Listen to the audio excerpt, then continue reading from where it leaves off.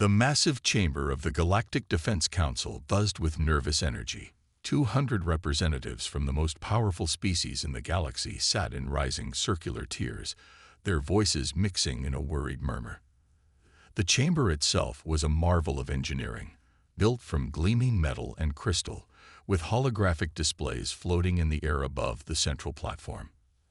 At the highest tier sat the three most powerful races: the stalwarts, crystalline beings who had never lost a battle; the collective, a hive-mind species that controlled thousands of worlds; and the luminous, beings of pure energy who claimed to be the oldest race in the galaxy.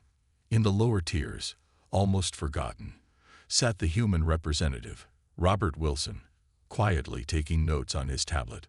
The council leader, a towering stalwart named First Strike, raised his crystalline arm for silence.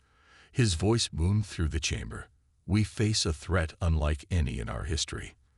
The quantum anomaly has already consumed 3 solar systems. Show the recording." The holographic display flickered to life, showing a massive purple-black tear in space. As the council watched, the tear expanded, swallowing planets and stars like a hungry beast. The recording ended with the death of an entire civilization, their last transmissions cutting off mid-scream. The proud stalwart fleet attempted to attack the anomaly directly. First Strike continued. "We lost 30 ships in moments." His crystalline form dimmed with shame.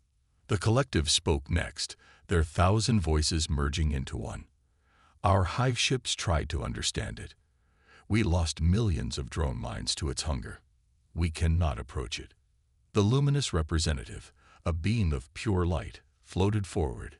"Even our energy phase technology failed. The anomaly twisted our beams back upon us. 3 of our eldest ones were lost." Panic spread through the chamber. If the 3 most powerful races couldn't stop this threat, who could? The anomaly was heading toward the most populated sector of the galaxy. Billions would die. "We must form a battle fleet," shouted someone from the warrior races section. "No, we must evacuate the sector," came another cry. "There isn't time for evacuation. Then we die with honor." Robert Wilson watched from his seat, shaking his head slightly. The human had served on the council for 5 years, and he'd seen this pattern before. The warrior races always reached for the most direct solution, usually involving massive fleets and heroic sacrifices. He looked down at his tablet, where he'd been analyzing the data from the failed attempts to stop the anomaly. Something about the pattern of its expansion caught his eye. He raised his hand, knowing what would come next. First Strike noticed him. "Ah, yes, the human wishes to speak." There was a slight mocking tone in his voice. "Perhaps you would suggest we hide from the anomaly. That is the human way, is it not?" Scattered laughter echoed through the chamber. Humans were known throughout the galaxy as the cautious species, the ones who insisted on safety protocols and careful planning. The warrior races saw this as cowardice, often joking about human ships having more escape pods than weapons. Robert stood, his voice calm. "The data shows regular patterns in the anomaly's expansion. We believe it might be artificial in nature. The Earth Defense Force proposes a careful study using remote drones and sensor arrays. If we can understand it, we might find a way to stop it." Study. While worlds die. First Strike's crystal form flashed with anger. "This is typical human cowardice. We need action, not research." "With respect," Robert replied, "your action has already cost you 30 ships. The collective lost millions. The luminous lost their eldest ones. Perhaps it's time to try a different approach." Silence fell over the chamber. The human's words, while spoken softly, carried the weight of truth. Every direct attempt had ended in disaster. First Strike's crystal form dimmed again. "And I suppose humans are willing to undertake this study." "We are," Robert said. "We've already prepared a research vessel with the necessary equipment. All we need is the Council's permission." The Council leader looked around the chamber. No other race stepped forward. No other solutions were offered. "Very well," First Strike said reluctantly. "The humans may try their cautious approach, but remember, If you fail, billions will die. Robert nodded solemnly. We understand the stakes. That's exactly why we'll proceed carefully. As he sat down, Robert could hear the warrior races muttering about human cowardice, but he didn't mind. Sometimes, being careful wasn't about being afraid. Sometimes, it was about being smart enough to respect the danger you faced. He activated his communicator. Earth Defense Force. This is Wilson. Operation Careful Step is approved. Deploy the Prudence. The first move in humanity's plan was about to begin. The research vessel Prudence drifted at the edge of safe space, its hull gleaming under distant starlight.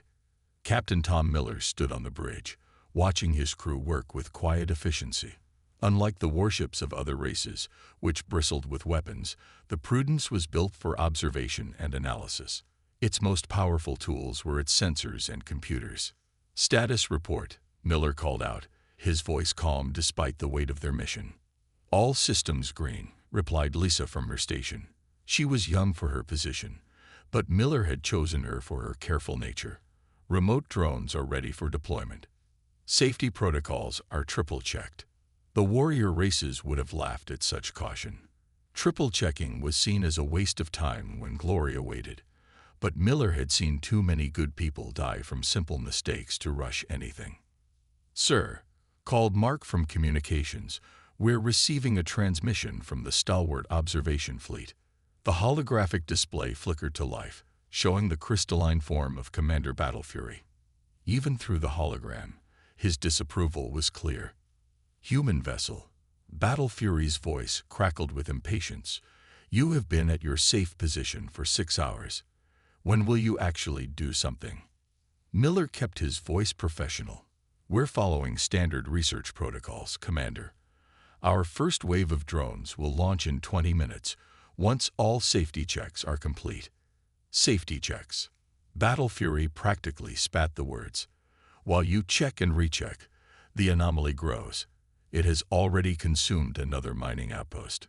Which is exactly why we need to understand what we're dealing with, Miller replied. Running in blind cost your fleet 30 ships. We won't make the same mistake. The stalwart commander's crystalline form flashed with anger, but he said nothing more before cutting the transmission. Miller turned to his crew. Let's prove them wrong, people. Not with speed, but with smarts. The bridge crew nodded. They'd all heard the jokes, the mockery from other races about human caution. But they also knew their history. Humanity had survived countless disasters not by being the strongest or bravest, but by being careful, by learning, by respecting the dangers they faced. Drone launch sequence beginning. Lisa announced. First wave ready.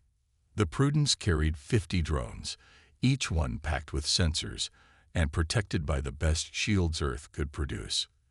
They were expensive, but cheaper than losing lives. Launch drones 1 through 5, Miller ordered. On the main screen, they watched as 5 small shapes detached from the ship and moved toward the anomaly. Unlike the warships that had charged in guns blazing, these drones approached slowly, gathering data with every meter. First readings coming in, reported John from the science station. His fingers flew over his console as data streamed back. Temperature, radiation, quantum fluctuations.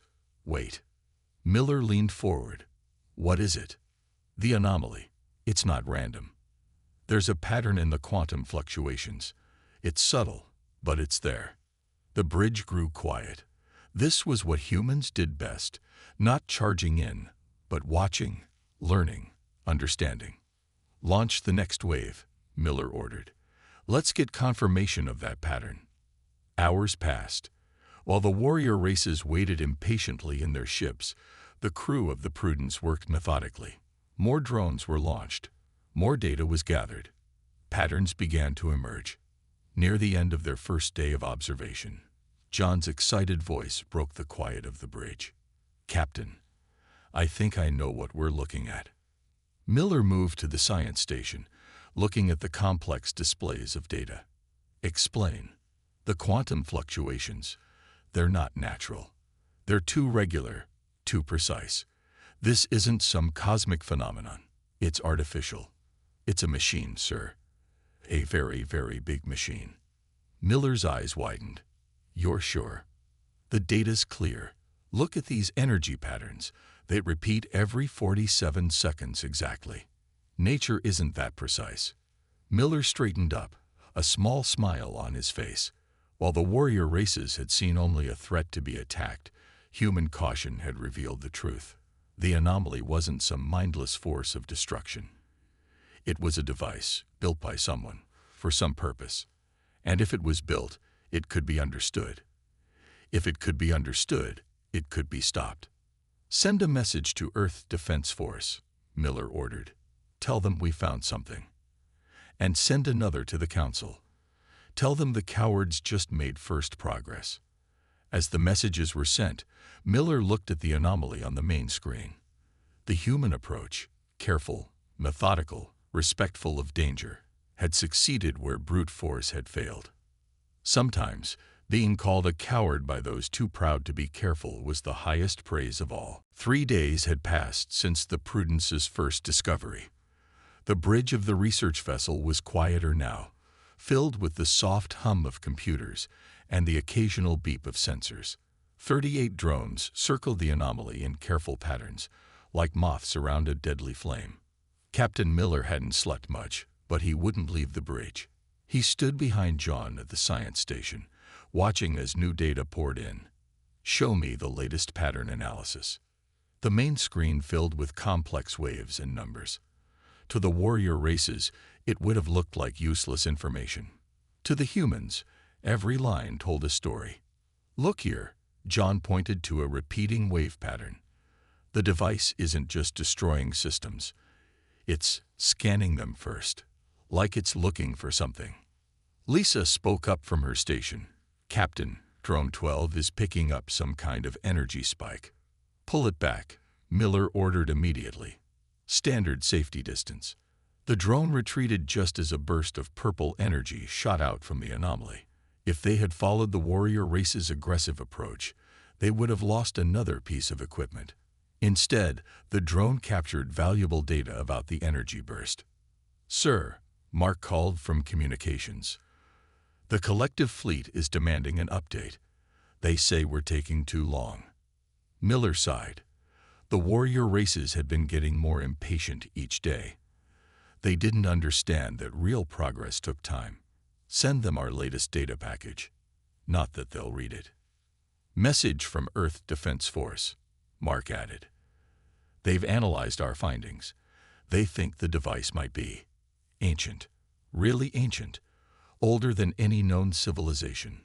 This caught everyone's attention. John pulled up new analysis windows on his screen. That would explain the quantum patterns we're seeing. They don't match any known technology. Miller was about to respond when a new alarm sounded. Report, he called out. The anomaly is accelerating.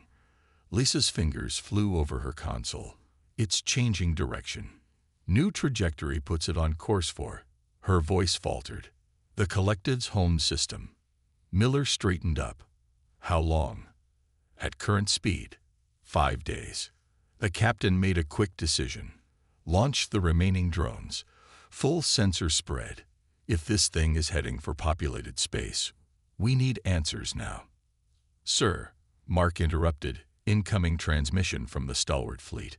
They're planning to attack again. Miller grabbed the communication controls. Stalwart command. This is Captain Miller. Do not engage the anomaly. We're making progress. We just need more time. The crystalline face of Battle Fury appeared on screen. More time. While this thing heads for billions of innocent lives. No, human. We will not hide and study while others die. We attack in 1 hour. Commander, please. Miller tried to reason with him. We've learned it's some kind of ancient device. If we can understand its purpose is death. Battle Fury roared. And we will meet it as warriors. The transmission cut off. Miller turned to his crew. How many drones do we have left? 12, sir, Lisa reported. Launch them all. Maximum spread. If the stalwarts are going to attack, We need to gather as much data as possible before they disturb the anomaly." The crew worked quickly, their movements efficient despite their speed. This was what humans did best, adapting their careful approach when circumstances demanded it, but never abandoning it entirely. The new drones moved out in a careful pattern, their sensors gathering data at an unprecedented rate. John's eyes widened as he studied the incoming information. "Captain, I'm seeing something new.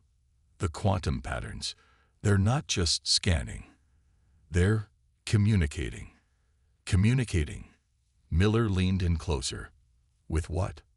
"I don't know, but look at these signal bursts. They're organized, structured, like it's sending reports somewhere." A new alert sounded. The stalwart fleet was moving into attack position.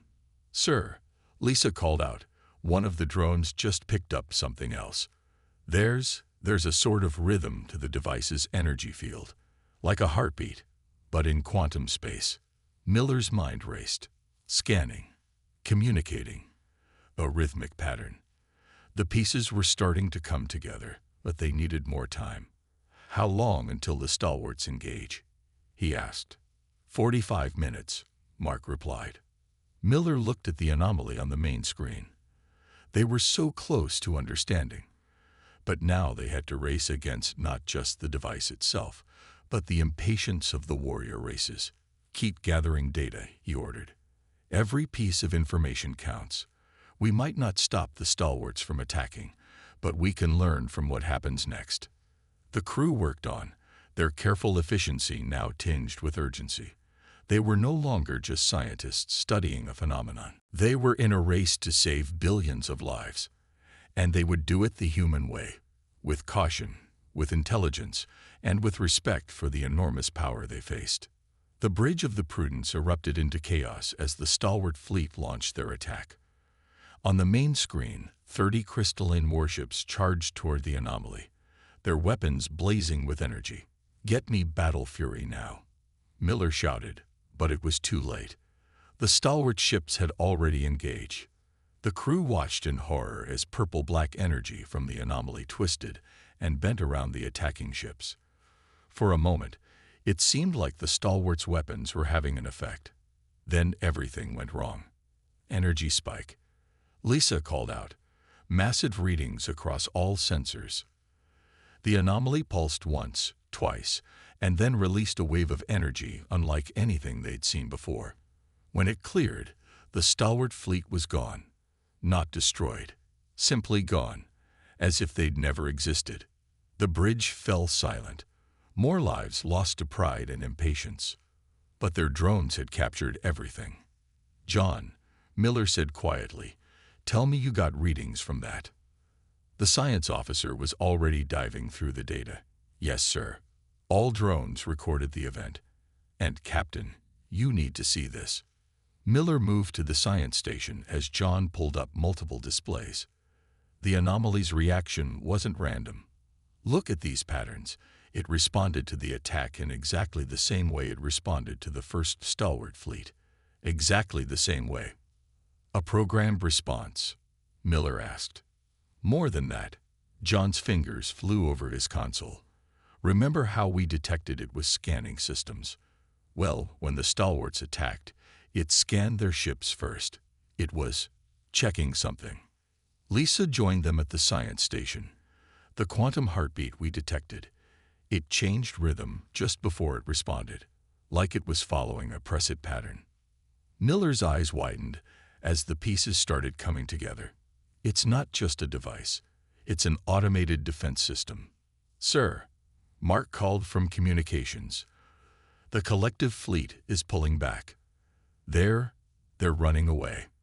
"Can't blame them," Miller muttered. Then he turned back to John.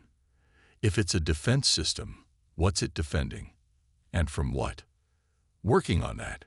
John pulled up new data streams. "We've been analyzing the scan patterns. It's not just looking for threats. It's looking for something specific. Something." He paused, his face lighting up with realization. "Captain, look at these energy signatures. They match the quantum patterns we detected earlier. The ones we thought were communications.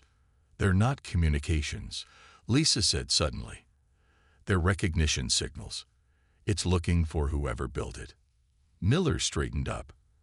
An ancient civilization creates an automated defense system.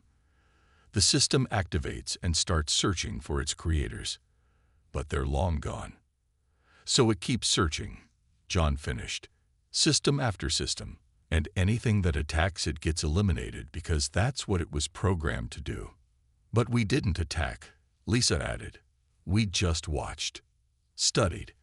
That's why it let us get so close with the drones. Miller turned to Mark. Get me Earth Defense Force. Now. While they waited for the connection, Miller looked at the data again. The humans' cautious approach had revealed what no one else had seen. This wasn't a mindless destroyer. It was a lost servant, endlessly following its last orders, protecting and searching for masters who had vanished months ago. Earth Defense Force responding, Mark announced. Miller took a deep breath. This is Captain Miller. We know what we're dealing with. The anomaly is an ancient automated defense system, possibly millions of years old. It's searching for its creators, scanning systems, and eliminating any perceived threats along the way. He paused, letting that sink in. And we think we know how to stop it. We don't need to fight it. We need to communicate with it, show it that its creators are gone, that its mission is complete. The response from Earth was immediate. Explain your plan, Captain. Miller looked at his crew, then back at the screen where the anomaly pulsed with its deadly purple-black energy. The warrior races tried to defeat it with force, and failed. We'll try something different. We'll talk to it. And to do that, we need to learn its language. The ancient device continued its slow advance toward populated space, unaware that for the first time in perhaps millions of years, someone finally understood what it was. Not a weapon to be fought, but a lost sentinel that needed to be sent home. And only the cautious humans had figured that out. The emergency meeting of the Galactic Council looked very different from their first gathering. Gone was the proud confidence of the warrior races. Now they sat quietly, shaken by the loss of the stalwart fleet. Captain Miller stood at the center platform, surrounded by holographic displays showing the Prudence's findings. Robert Wilson, the human representative, stood beside him. The device is not our enemy, Miller explained, his voice steady. It's a lost servant, still following orders given millions of years ago. We don't need to destroy it. We need to tell it that its job is done. First Strike, the council leader, leaned forward. His crystalline form had dulled with grief over his lost warriors.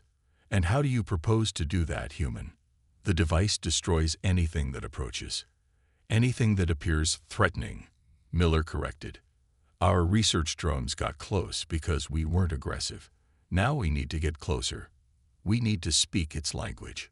The holographic displays change, showing complex patterns of quantum energy. These are the recognition signals the device sends out. We believe they're like passwords, ways for its creators to identify themselves. The collective spoke next, their unified voice worried. The device approaches our home system. We have only 3 days. We know, Miller replied. That's why we've already started working on a response signal. He nodded to Wilson, who activated another display. Our plan has 3 parts, Wilson explained. First, we'll position 3 human research vessels in a triangle formation around the device. Each ship will be equipped with special quantum transmitters we've designed. The display showed the planned positions. Second, we'll broadcast a modified version of the recognition signals we've recorded. This should make the device recognize us as friendly entities. And third, First Strike asked. We show it the truth, Miller said simply. We've prepared a quantum data package containing historical information spanning millions of years. It will prove to the device that its creators are gone, that its mission is complete. Murmurs filled the chamber. The luminous representative floated forward, their light form pulsing with curiosity. This plan, it contains no weapons, no attacks. None, Miller confirmed. Fighting hasn't worked. Understanding might. The risk is too great, someone shouted from the warrior races section. If you fail, billions will die. If we do nothing, billions will die anyway, Wilson countered. At least our plan doesn't involve sacrificing more lives. First Strike raised his hand for silence. How certain are you that this will work? Miller met his gaze steadily.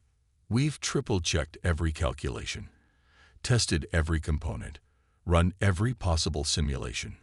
We're as certain as we can be without actually trying it. Your human caution again, First Strike noted, but this time there was no mockery in his voice. Yes, Miller agreed. The same caution that helped us understand what we're dealing with. The same caution that might save billions of lives. The council chamber grew quiet as everyone considered the plan. It wasn't the glorious battle the warrior races would have chosen. There would be no epic fights, no heroic sacrifices, just careful preparation and hopeful communication.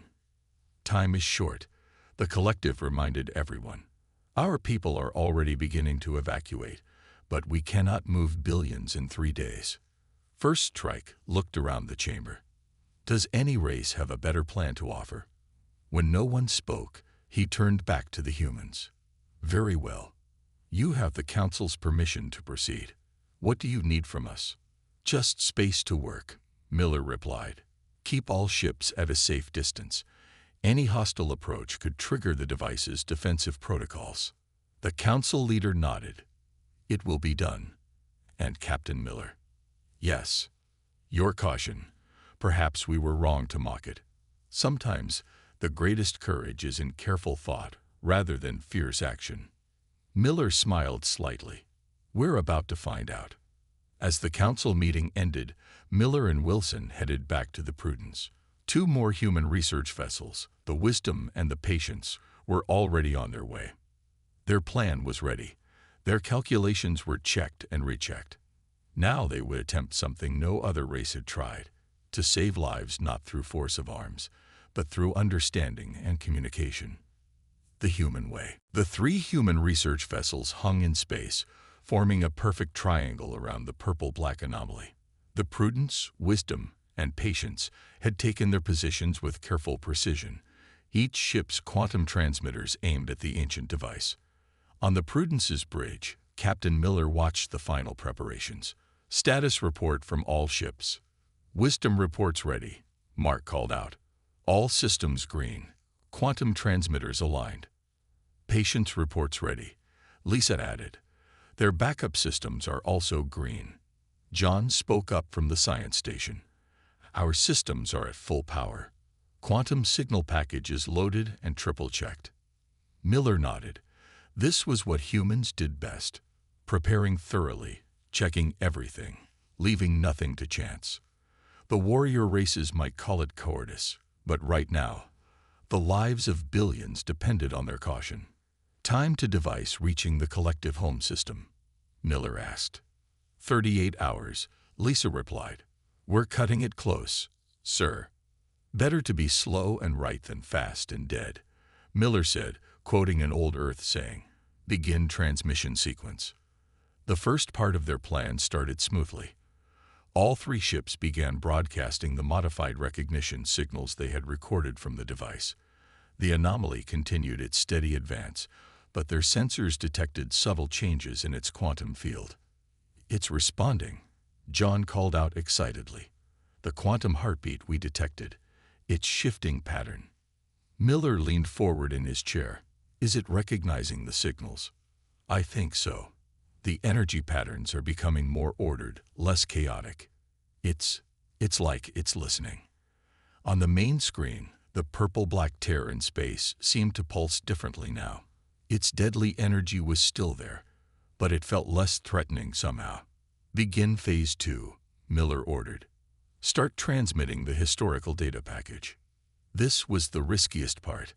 They would be sending the device millions of years of galactic history, proving that its creators were long gone.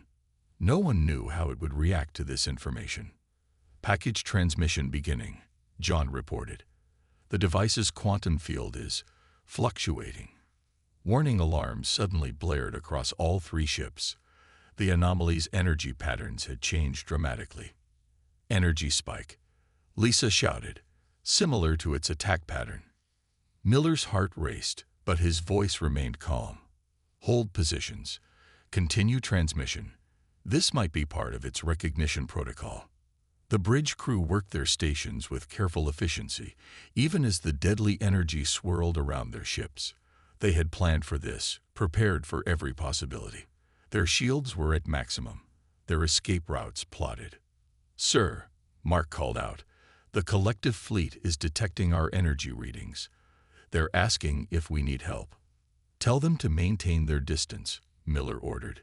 "We're still following the plan." Minutes ticked by as the quantum data package continued transmitting. The device's energy field pulsed and swirled, but didn't attack. The human ships held their positions, their crews working with steady hands despite their racing hearts. "Transmission is 60% complete," John reported. "The device's quantum patterns are changing. I've never seen anything like this." The anomaly's purple-black energy had begun swirling in new patterns. Its advance toward the collective home system had slowed. 70%, John called out. "Sir, I think it's working. The device is processing our data." 80%. The bridge crew held their breath. 90%. The anomaly's energy field had changed color now, shifting from threatening purple to a softer blue. Transmission complete. For a long moment, nothing happened. The three human ships held their positions, their sensors recording everything. Then the device's quantum field pulsed once, twice, 3 times. "Captain." John's voice was filled with excitement. "The device, it's responding. It's sending us data back." Miller moved to the science station. "What kind of data?" It's confirming receipt of our transmission." And John's eyes widened. "Sir, I think it's accepting our proof. Its energy patterns are completely different now." The anomaly had stopped its advance. Its energy field continued to shift from purple to blue, its deadly swirls becoming more ordered, more peaceful. "Sir," Lisa called out, "the device is changing course. It's turning away from populated space." A small smile crossed Miller's face. They had done it. Not with weapons or attacks, but with patience, understanding, and careful communication. The human way had worked. "Send word to the Council," he ordered. "Tell them Phase 1 is complete. The device has accepted our message." Now they just had to hope it would accept its creator's fate and stand down completely. But for now, billions of lives had been saved. By the cowards who dared to be careful. The Galactic Council chamber was packed beyond capacity. Representatives from every spacefaring race had come to witness this historic moment. Captain Miller stood at the center platform, flanked by his crew from the Prudence. The main display showed a beautiful sight. The once deadly anomaly, now a peaceful blue sphere, floating in a distant uninhabited sector of space. "The ancient defense system has fully accepted our message," Miller explained. "It has entered what we believe is arrest mode, waiting for final deactivation commands." First strike. The council leader leaned forward. His crystalline form glowed with renewed hope. "And you're certain it's safe now?" "As certain as we can be," Miller replied. "We've spent the last week communicating with it. The device has shared some of its own data with us. It's quite incredible." John stepped forward, bringing up new displays. The device was created by a civilization that lived over 10 million years ago. They built it to protect their worlds from an ancient enemy. But both they and their enemies vanished long ago, leaving their defender alone, endlessly searching. "And now?" asked the collective's voice. "Now it understands," Miller said. "We showed it the truth, that its creators are gone, that its mission is complete. And because we approached with respect and caution rather than aggression, it accepted us as peaceful beings worthy of communication." The luminous representative floated forward, their light form bright with curiosity. "You said it shared data with you. Yes, John nodded excitedly. Scientific knowledge, historical records, technological insights, all safely stored in our databases now. The device was not just a weapon. It was also a preserver of its creator's knowledge. First Strike stood, his crystal form casting rainbow lights across the chamber.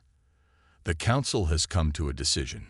Humanity's approach to this crisis has taught us all a valuable lesson. What we saw as cowardice was in fact wisdom. Your caution saved billions of lives. Murmurs of agreement filled the chamber. The same races that had once mocked human carefulness now showed respect. Therefore, First Strike continued. The Council proposes two things. First, that humanity be given the honor of completing the device's final deactivation. And second, that we establish a new division within the Galactic Defense Council, the Department of Careful Approach and Peaceful Resolution, to be led by humans. Miller looked at his crew, seeing their proud smiles. They had proved that courage came in many forms. We accept both honors, he said, and we suggest that the knowledge shared by the device be made available to all races. Let this event mark the beginning of a new approach to unknown dangers. The council chamber erupted in approval. Even the warrior races nodded in agreement. Later, back on the bridge of the Prudence, Miller and his crew prepared for one final task. The three human ships had resumed their triangle formation around the now peaceful device. Begin final transmission, Miller ordered. The quantum transmitters powered up one last time, sending the carefully prepared shutdown sequence. They had spent days crafting it, making sure every detail was perfect. Human thoroughness, once mocked, now respected. The device's blue energy field pulsed in response. Slowly, peacefully, it began to fold in on itself. Energy readings dropping, Lisa reported. All patterns normal. It's accepting the shutdown command. They watched in respectful silence as the ancient defender grew smaller and smaller, its blue light dimming. With one final, gentle pulse, it collapsed into a tiny sphere the size of a small ship. Ready retrieval drone, Miller ordered. They had prepared a special container to safely store the deactivated device, preserving it for future study. As the drone carefully collected the sphere, Miller looked at his crew.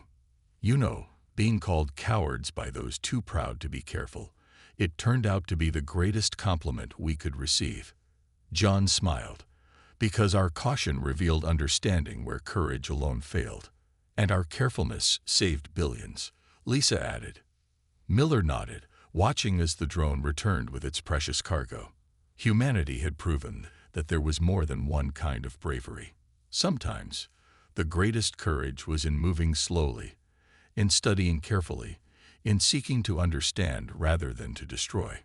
As the Prudence turned toward home, Miller knew that the galaxy would never again mistake human caution for cowardice. They had shown everyone that wisdom, patience, and careful thought could accomplish what no amount of fierce courage could achieve. The cowards had become the heroes, simply by being themselves.